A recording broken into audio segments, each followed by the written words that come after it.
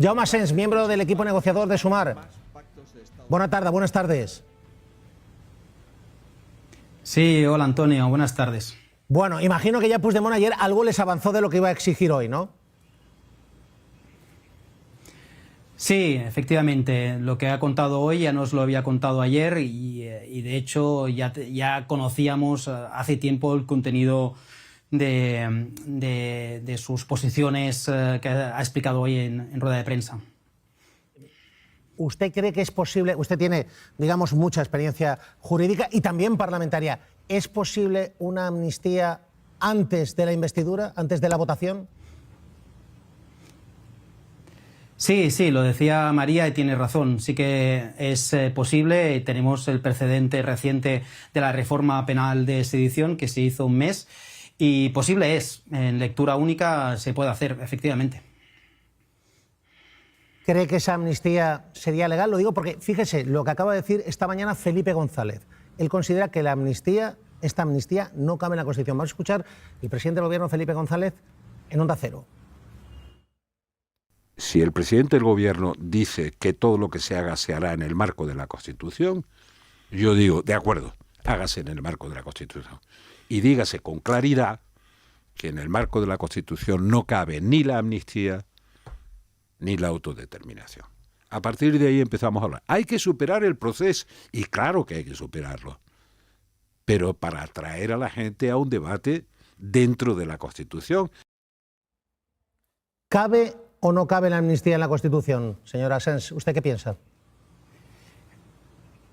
Yo respeto mucho la opinión del expresidente Felipe González, pero a mí la opinión que me merece más respeto es la del Tribunal Constitucional. Y el Tribunal Constitucional ya ha dicho en varias sentencias, numerosas sentencias, al menos unas 7 o 8, que la figura de la amnistía tiene encaje en la Constitución. Hay sentencias ya de los años 80. De hecho, negar la legitimidad democrática de una amnistía es tanto como negar la legitimidad de nuestro régimen político, porque nuestro régimen político nace precisamente de una amnistía que después tanto el Supremo como el Constitucional han validado. En todo caso, opiniones hay muchas, pero ya le digo, la que vale es la del Tribunal Constitucional, y a mí me parece que hay un cambio de posición en el Partido Socialista. A mí me gustó escuchar hace poco al presidente Pedro Sánchez decir que si una ley es constitucional o no lo tiene que decidir el Tribunal Constitucional, y yo evidentemente estoy de acuerdo con esa obviedad, y lo digo porque en el pasado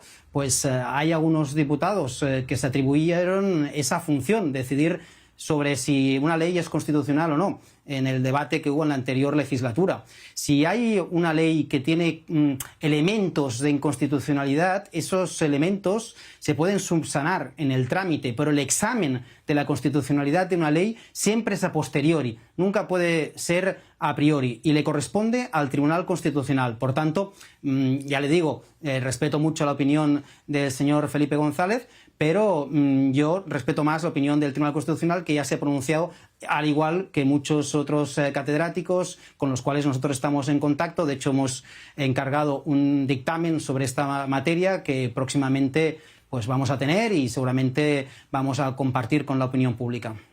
¿Cómo se encontró Carles Puigdemont, señor Asens? ¿Cómo se lo encontró en la reunión de ayer? Una reunión amplia. Yo creo que era la primera vez que se encontraba con la vicepresidenta Yolanda Díaz. ¿Cómo lo vio usted?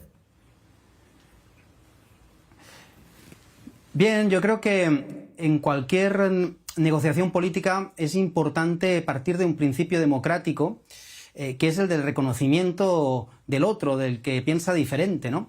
Y creo que ayer ese gesto era útil en esa dirección. Era un gesto de reconocimiento. Para negociar con alguien primero tienes que reconocerlo como interlocutor, y de hecho el Partido Popular lo está haciendo. Como estáis comentando vosotros antes, el Partido Popular está negociando con el señor Puigdemont a través de sus emisarios. Nosotros, la diferencia es que lo hemos hecho de cara, como un ejercicio de transparencia, por respeto a la ciudadanía, que creo que se merece que les tratemos como personas adultas y que no vayamos de escondidas, de forma clandestina, como igual está haciendo el Partido Popular con el partido del señor Puigdemont. Y a nosotros nos parecía importante normalizar esa relación, que ya le digo que venía de de lejos, sobre todo en mi caso, y creo que reconocer la legitimidad del otro no quiere decir estar de acuerdo con sus posiciones. Nosotros tenemos muchas discrepancias ideológicas con Junts, evidentemente, pero creo que es importante que se dé ese reconocimiento, reconocer las razones del otro, que no quiere decir estar de acuerdo con ellas o ni tan siquiera estimar esas razones, significa pues que en última instancia hay legitimidad, hay racionalidad en las posiciones del otro y hay que respetarlas. Y a partir de ahí empezar una negociación que siempre empieza, como sabemos, con posiciones de máximos, pero un proceso de negociación siempre implica también suavizar, modular, ir acercando posiciones, ¿no? Flexibilizando posiciones. Eso es lo que es una negociación y yo estoy convencido que hay disponibilidad, hay disposición por parte de Junts y del propio señor Puigdemont para llegar a un acuerdo. Es lo que nosotros confirmamos ayer y por eso somos optimistas. Una duda. En algún momento, ya sé que no me va a desvelar lo que hablaron ayer con Puigdemont y con Toni Comín, Yolanda Díaz y usted, pero ¿en algún momento les han contado, por ejemplo, el PP? Yo sé que ya el PP ya ha trasladado mensajes a Junts per Catalunya. ¿Le han contado Toni Comín o Puigdemont lo que le ha ofrecido el PP a Junts? No puedo desvelar, como usted estaba ya insinuando ese dato. Sí que sé algo de cómo han ido esas conversaciones, pero le corresponde al Partido Popular y a Junts desvelar esa información. Yo sería desleal con Junts. Creo que es importante en una negociación la discreción, crear relaciones de confianza, y si nosotros ayer hicimos ese gesto es precisamente porque llevamos tiempo construyendo esa confianza, ¿no? Y la hemos hecho desde la discreción. Creíamos que era necesario ahora visibilizar algo que estaba sucediendo desde hace tiempo, pero, como le digo, hay ciertas cosas que todavía no podemos explicar por respeto a nuestros interlocutores. Por ejemplo, todo lo que ha explicado hoy el presidente Puigdemont, nosotros ya lo sabíamos, pero tenía que explicar él. Las exigencias, ¿usted las considera asumibles por parte del Estado, del Gobierno de España? Lo digo porque de alguna manera él dice que el Gobierno y el Estado español tienen que reconocer que se les ha criminalizado, no renuncia a la vía unilateral, piden mediadores, de alguna manera, yo creo que mediadores internacionales, he creído entender, la amnistía antes de la investidura. ¿Usted cree que eso es asumible? Bueno, es lo que decía antes, en toda negociación se parte de posiciones de máximos. Yo creo que no hay que exigirle a nadie que renuncie a sus principios o a sus objetivos. Todo el mundo va a una negociación sin voluntad de renunciar a nada, pero después la propia dinámica de la negociación va acercando posiciones y lo que parece al inicio algo imposible pues acaba siendo posible. Lo hemos visto en multitud de ocasiones, ¿no? Y creo que más allá de las palabras o la retórica de unos y otros, lo cierto es que hemos superado la etapa anterior del Partido Popular, donde había unilateralismo, efectivamente, o había enfrentamiento, era no a todo, era cárcel, era golpes de porra. Creo que estamos en una etapa de diálogo, en un marco de negociación, y eso es lo importante.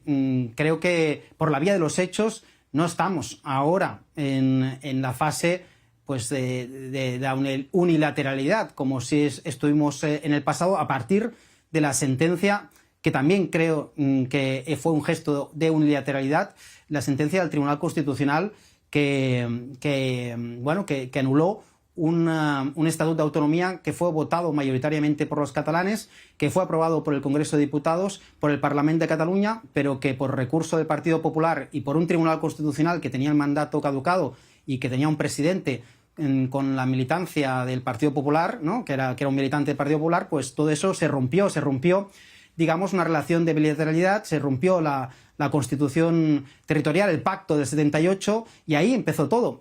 Ese primer acto de unilateralidad fue seguido de otro acto de unilateralidad por parte del movimiento independentista y entramos en una espiral, en un bucle, en un callejón sin salida, que afortunadamente estamos superando. Empezamos a superar en la anterior legislatura y creo que ahora, en esta legislatura, nos toca seguir avanzando en esa agenda de desjudicialización que busca un objetivo muy evidente, que es superar todos los efectos de una serie de acontecimientos que no deberían haber sucedido nunca, porque en realidad en democracia, una democracia madura, los conflictos políticos se deben de resolver con política, con diálogo. Por eso nosotros ayer fuimos al Parlamento, a la sede de la soberanía europea, porque es en los parlamentos donde se tiene que hablar y hacer política, y el centro de gravedad se tiene que desplazar de los tribunales a los parlamentos, al terreno político,